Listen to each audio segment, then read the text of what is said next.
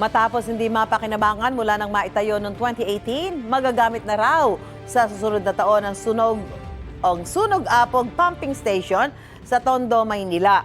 Ayon kay Department of Public Works and Highway Secretary Vince Dizon, January 16 ay mapapagana na ang isang pump nito. Target daw nilang mapagana ang 3 sa 4 na pump nito bago magtag-ulan. Iniimbestigahan na rin ng DPWH kung bakit hindi napakinabangan ang pumping station mula nang itayo. Pangamba naman ng MMDA, baka tumirik lang ng tumirik ang pumping station dahil sa tagal ng pagkakatenga nito. Baka raw mas mainam na palitan na lang ang buong sistema ng pumping station.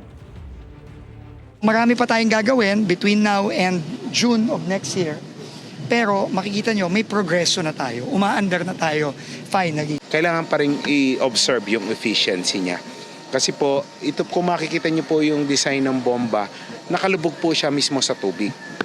So, paghigop po niya ng tubig at may mga nakasamang basura, meron pa rin pong risk na magbara siya.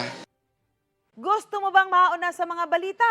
Mag-subscribe na sa GMA Integrated News sa YouTube at tumutok sa unang balita.